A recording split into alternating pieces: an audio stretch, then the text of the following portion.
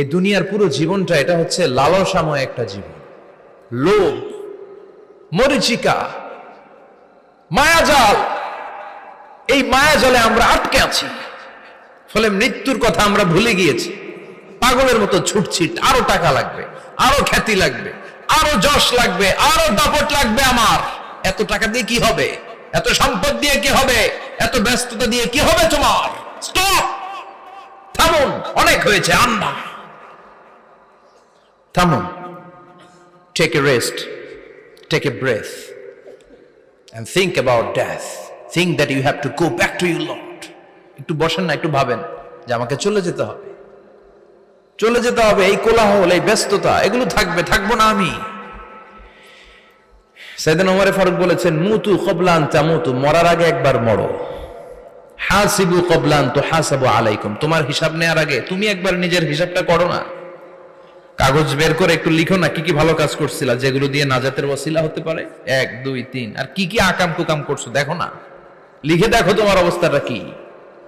মরার আগে একবার মরো। মরার আগে খাটের মধ্যে শুয়ে শটান করে চোখ বন্ধ করে একবার মরার ভান করে দেখেন কেমন লাগে। চোখটা বন্ধ করেন আর ভাবেন আপনি নাই, কি কি হতে পারে ভাবেন। আপনার ছেলেমেয়েরা কান্না জুড়ে দিবে, আপনার প্রাণের স্ত্রী বিলাপ শুরু করে দিবে, বন্ধু বান্ধবের চিৎকার আর মাতম, স্থানীয় এলাকার মসজিদে ঘোষণা, অমুক এলাকার নিবাসী অমুক ভাই অমুকের ছেলে অমুক দুনিয়ায় নাই। সব আত্মীয়রা চলে আসবে, ফেসবুকে স্ট্যাটাস দেয়া হবে, সবাই সবাইকে জানাবে বিকাল 4টায় অমুক হাই স্কুল ময়দানে আপনার জানাজা। ছুটে আসবে, সবাই ছুটে আসবে আপনাকে শেষ বিদায় দিতে, গুড বাই জানানোর জন্য, আল ওয়াদা, বিদায় জানাতে আসবে সবাই। 4 তাকবীর দিয়ে আপনার জানাজা হবে, অশ্রুসিক্ত জানাজায় আপনার বিদায় হবে। কাঠের খাটিয়ার মধ্যে করে কাঁধে তুলে আপনারে কবরে নেওয়া হবে। আগে থেকে খুঁড়ে রাখা কবরটার মধ্যে আপনারে বিছিয়ে দেয়া হবে। বাঁশের কচি দিয়ে তার উপরে মাটির চাপা দিয়ে সব চলে যাবে। ভাবেন না একবার চোখ বন্ধ করে, this is the circle of life, this is the nature of life. এটা সবার হবে, আমার হবে, আপনার হবে।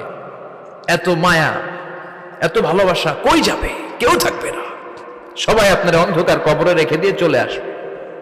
উপরে বাঁশের কঞ্চি, তার উপরে মাটির চাপা, অন্ধকার আর অন্ধকার। এই অন্ধকার যেন শেষ হতে চায় না, শুধুই অন্ধকার, ঠিক কিনা? এজন্য আমাদের চলে যেতে হবে। দাদা গেল, চাচা গেল, মামা গেল, আমাদেরকেও যেতে হবে। জোরে কোন ঠিক কিনা? সব পরে থাকবে, চলে যেতে হবে আমাদেরকে। এজন্য আখিরাতের কথা যেন আমাদের স্মরণ হয়। বিশ্বনবী বলতেন, নাহাইতুকুম আন জিয়ারাতিল কুবুর, আমি তোমাদেরকে কবর জিয়ারত করতে আগে নিষেধ করতাম, কিন্তু এখন নিষেধাজ্ঞা প্রত্যাহার করে নিলাম। এখন সব সময় তোমরা কবরের সামনে যাবা আর জিয়ারত করবা। কবরস্থানে জানতো বড়ুয়া কৃষ্ণপুরের এই গ্রামের কবরস্থান আছে কোন দিকে? পূর্ব দিকে আছে, গোখরার জলের ওদিকে। যান আপনারা, একটু যাবেন, একটু গেলে আখিরাতের কথাটা স্মরণ হবে। ওখানে ছোট শিশুরা শুয়ে আছে, কিশোর যুবকরা আছে, আপনার মতো তাগড়া যুবক, মুরব্বীরা আছে। এরা এই এলাকায় থাকতো, এরা আকাশ থেকে নেমে আসে না, এই এলাকার সন্তান আজ নাই। একটা সার্টেন পিরিয়ড শেষে আপনিও থাকবেন না। This is the nature of life, this is the circle of life. ছোট্ট শিশু হয়ে এসেছিলেন, শৈশব, কৈশোর, যৌবন, প্রৌঢ়ত্ব। আগে ছিলেন সিঙ্গেল, বিয়ে করে হয়ে গেলেন ডবল। এরপরে আল্লাহ আপনাকে একটা মেয়ে দিল, এরপরে মেয়েকে বিয়ে দিয়ে শ্বশুর হলেন, এরপরে ওই মেয়ের ঘরে সন্তান হতে নানা হলেন। আর কতদিন? অনেক দিন হলো তো, অনেক লম্বা সময় পেয়েছেন আপনি। Think about death. এবার যাওয়ার কথা ভাবেন, আখিরাতের সামানের কথা ভাবেন, ফিরে যেতে হবে।